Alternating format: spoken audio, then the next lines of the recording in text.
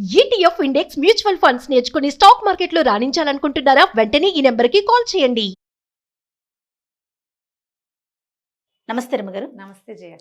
రమ్మగారు, ఆడవాళ్ళకి ఆర్థిక స్వేచ్ఛ ఒక రకంగా చెప్పాలంటే ఎక్కువైపోయింది. దీనివల్ల సమస్యల్ని చూస్తూ ఉన్నాం, ఇదివరకు లేని కొత్త కొత్త సమస్యల్ని. మరోపక్క చూస్తే ఎంత చదువు ఉన్న వాళ్ళైనా సరే ఆ స్వేచ్ఛ అనేది లేకపోవడంతో ఎంతసేపు తనకున్న పార్ట్నర్ దగ్గర చేజాపటమే, ఇలాంటివి చూస్తూ ఉన్నాం. అసలు ఎంతవరకు ఉండాలి, ఎంతవరకు ఉందని మీరు అనుకుంటున్నారు రమ్మగారు? ఎంతైనా ఉండాల్సిందే జయ. ఉండాల్సిందే అంటారా? ఆర్థిక స్వేచ్ఛ తప్పనిసరిగా ఉండవలసిందే. ఇవాళది కాదు, పూర్వకాలం తీసుకో. మన అమ్మమ్మ నాడు మా అమ్మగారు అంటే ఆవిడకి ఆ పరిస్థితి లేదనుకో. జనరల్గా మీ అమ్మమ్మ ఆ ఏజ్లో ఉన్న వాళ్ళకి ఇళ్లలో ఆర్థిక స్వేచ్ఛ ఏముండేది కాదు. చదువులు లేవు, ఉద్యోగాలు లేవు, ఇంట్లో ఉండేవాళ్ళు. భర్తలు ఏమైనా ఇస్తే దాంతో ఇల్లు నడిపేవాళ్ళు, లేదా భర్తలు తెచ్చి పడేస్తే ఇల్లు నడిపే కాలాన్నే మన అమ్మలు చూశారు. వీళ్ళకి ఆర్థిక స్వేచ్ఛ ఉండేదా ఆ రోజుల్లో? తెలియదు మనకి. వాళ్ళకి ఏముండేవి?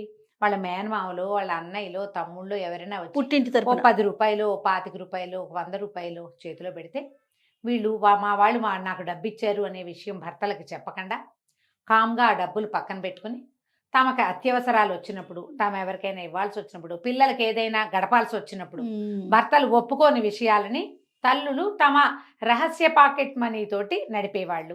అది ఇది కూడా ఒప్పుకోవచ్చు కదా. అది కూడా పిల్లల కోసమో లేదా సంసారం కోసమో, వాళ్ళ కోసం చాలా తక్కువ వాళ్ళు కదా రమ్మ. ఏమున్నాయి జయ, అప్పుడు ఖర్చు లేవమ్మా.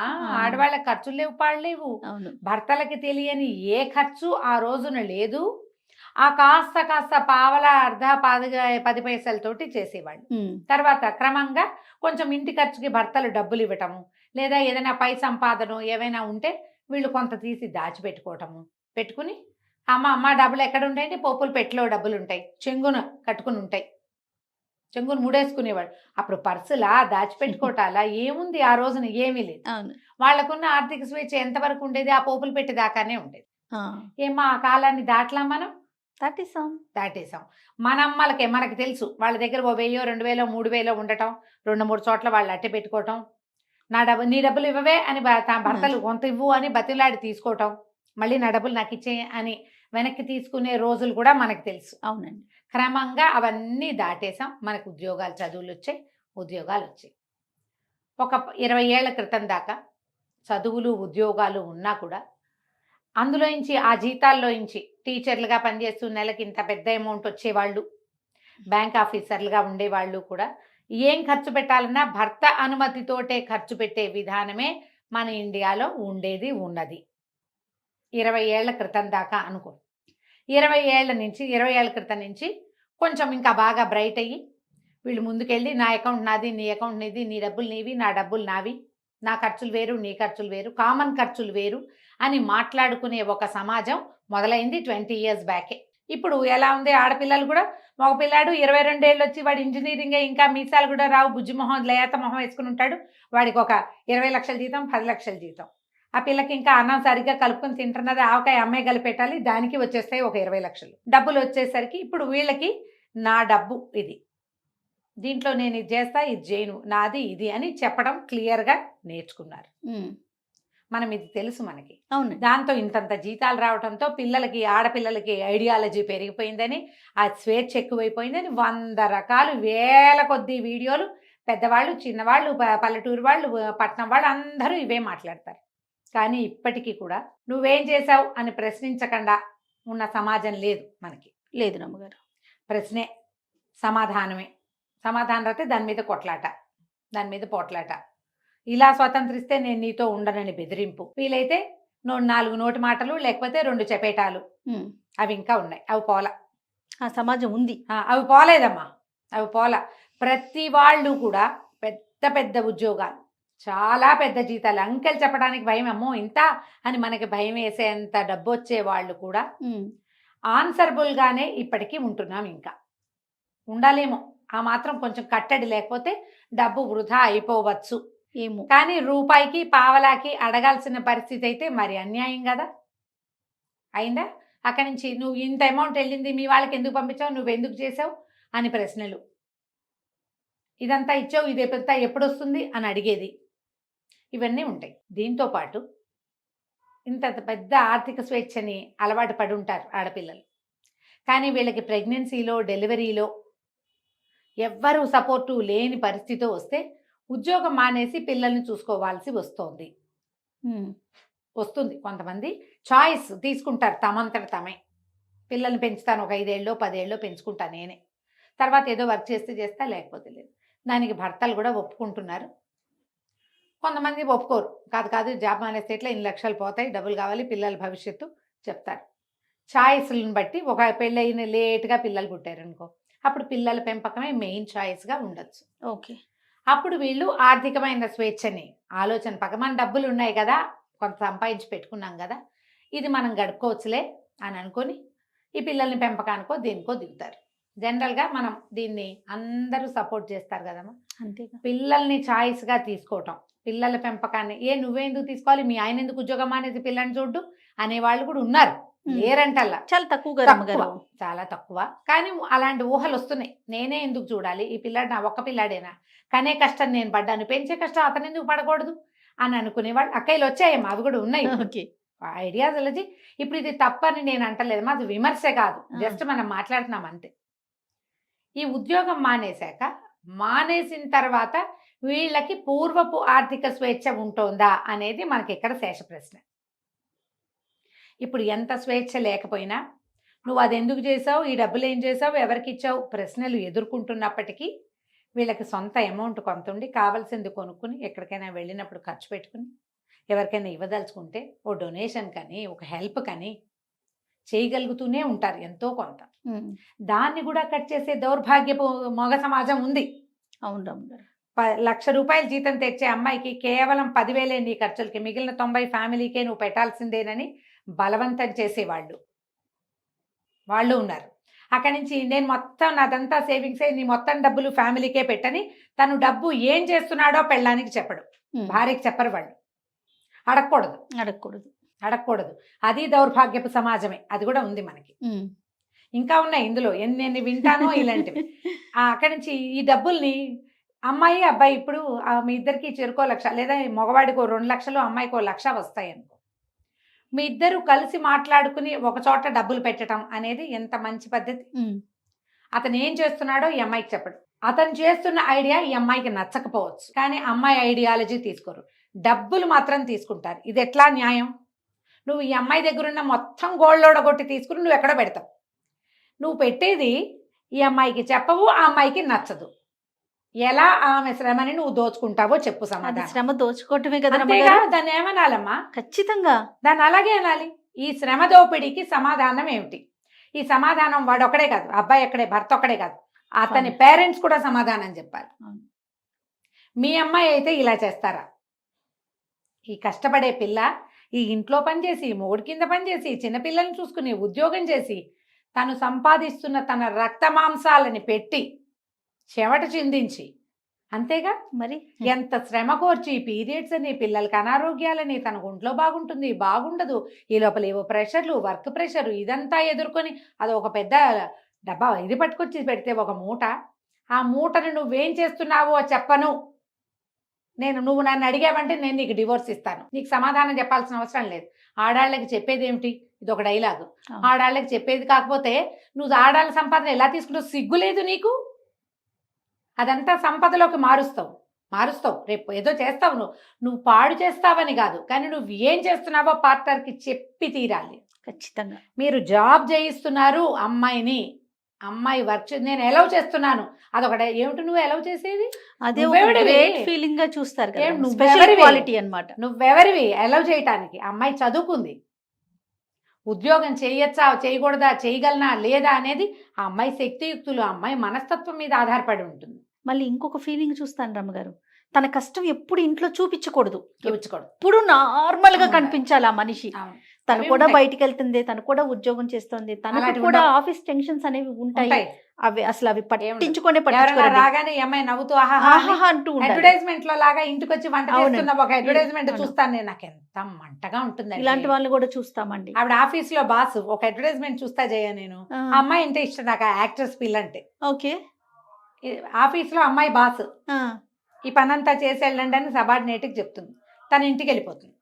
ఇంటికి వెళ్ళిపోయి చక్కగా అంతా వంట చేసి జుట్టు ముడేసుకుని చూడడానికి చిలకలా ఎంత ముద్దుగా ఉంటుందో అది. చక్కగా వంట చేసేస్తుంది, అన్ని రెడీగా పెడుతుంది. హస్బెండ్ రాగానే టట్టడా ఆయన మొత్తం వంట అంతా చూపిస్తుంది అనమాట. ఏమిటి మీరు ఏం చూపిస్తున్నారు అడ్వర్టైజ్మెంట్లో? నువ్వు ఆఫీస్లో అడవా చాకిరి బాస్గా నీ దగ్గరికి 100 మందిని హ్యాండిల్ హ్యాండిల్ చేస్తూ చేయాలి. నువ్వు ఇంటికి వచ్చి చక్కగా ఈ వంటంతా చేసి భర్తకి పెట్టమనే? పెట్టాల్సిందేనా? పెట్టు, బాగుంది. పెట్టు. నీ ఓపిక అది ఒక రోజు ఉంటది, ఒక రోజు ఉంటది కదా ఉంటదిగా రమ్మగారు. అప్పుడు. అప్పుడు ఎప్పుడు ఏటెళ్ళ కాలం 24 గంటలు 24/7 మరి ఇలాగే చేయగలరా అమ్మా ఎవరైనా? నాకు ఆ అడ్వర్టైజ్మెంట్ చూస్తే ఆ పిల్లంటే ఎంత ఇష్టమో, ఆ కాన్సెప్ట్ అంటే అంత కోపం వస్తుందా? నేను ఈ ఎలా సందర్భం చేయగలుగుతారు? అవును. ఇంకొక విషయం చెప్తాను రమ్మగారు. ఇదివరకు లాగా పొలాల్లో పడిపోయో, మట్టి రాసుకోనో, లేతే చెమట్లు కక్కే జాబు అబ్బాయిలకి ఉండట్లా, అమ్మాయిలకి. అమ్మాయిలకి ఉండట్లా. అమ్మాయిలకైతే అస్సలు ఉండట్లా. నేను అవును. చూసినంత వరకు. ఉమ్, ఏ ఏసీ కిందో, ఫ్యాన్ కిందో కూర్చొని టకటకలాడించుకోవటము, అదే. మాకులాగా మాట్లాడటం, ఇలా ఏసీ కింద వర్క్ చేసే జాబ్స్ ఉన్నాయి.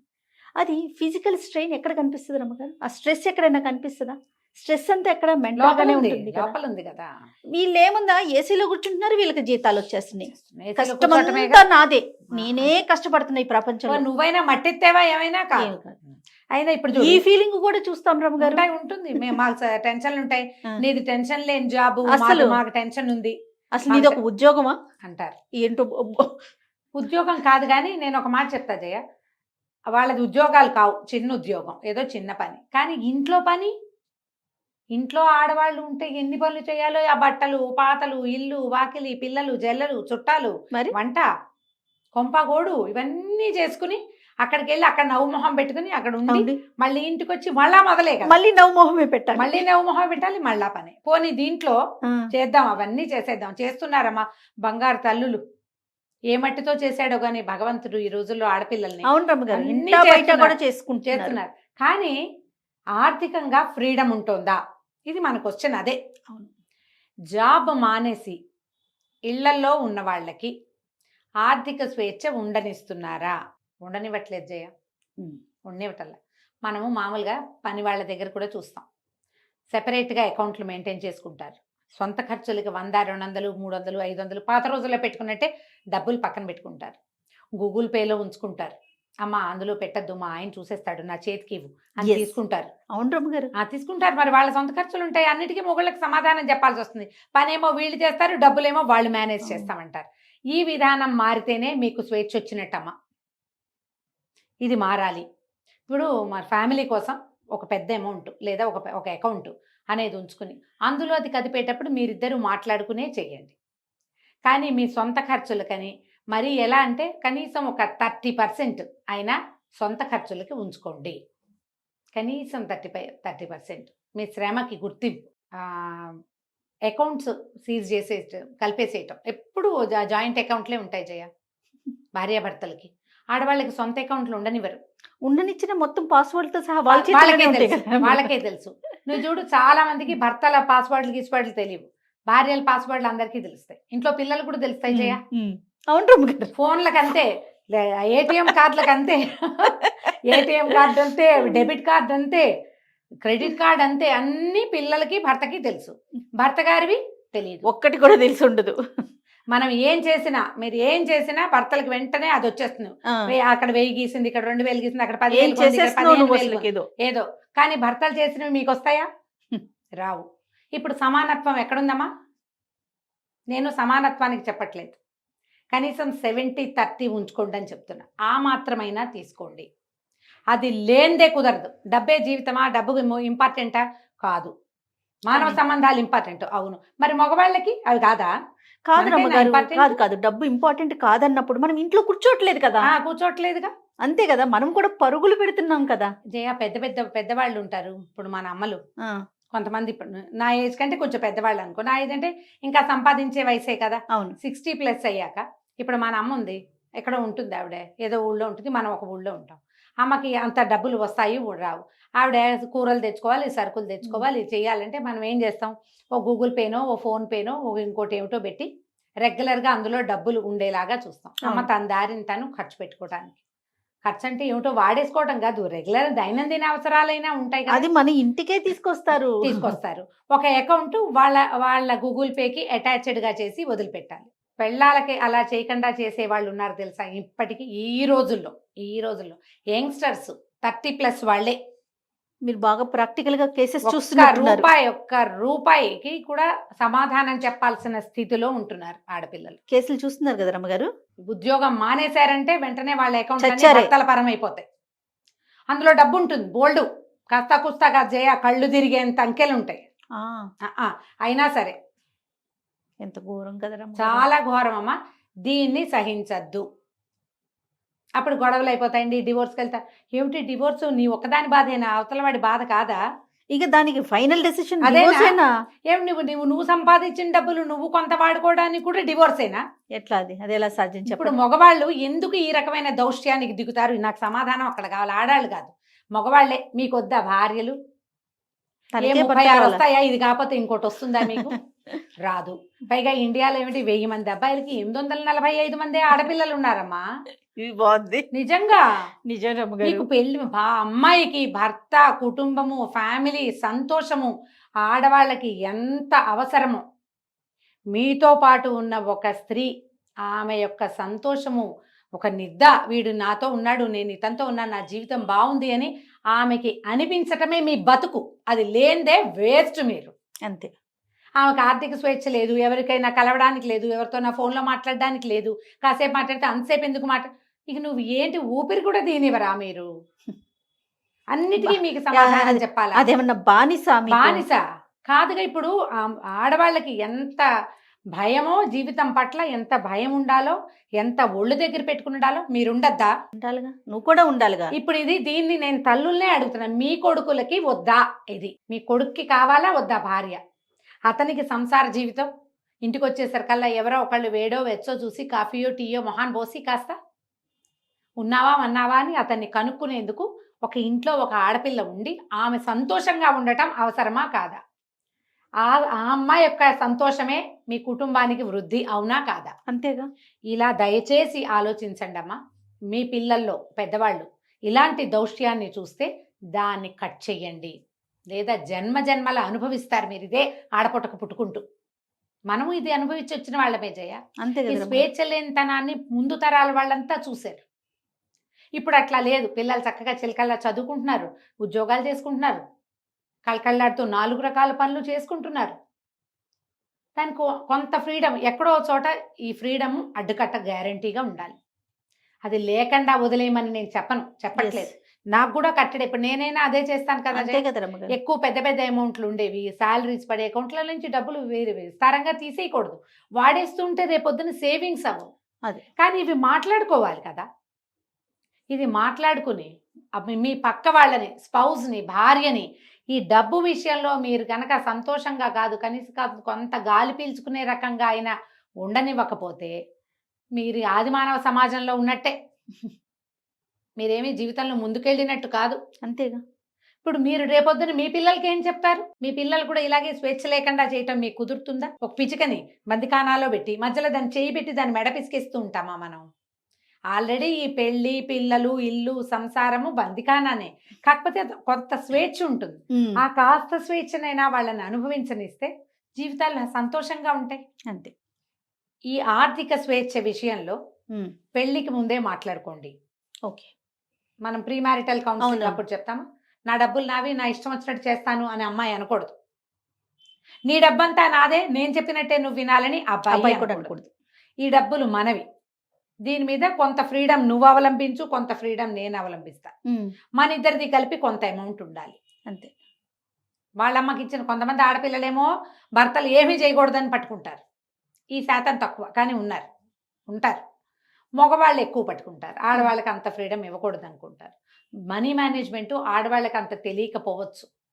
ఎందుకంటే చిన్నప్పటి నుంచి తండ్రి ఒద్దికలో ఉంటారు, బాగా తెలుసుకోరు. కానీ కొంత వయసు వచ్చాక ఎక్కడ డబ్బులు పెట్టచ్చు, ఎక్కడ పెట్టకూడదు అలాంటి ఐడియాలజీ వాళ్ళకు ఉంటుంది. మీరు మాట్లాడుకుంటే వాళ్ళ ఐడియాలజీ ఏంటో తెలుస్తుంది. అంతే.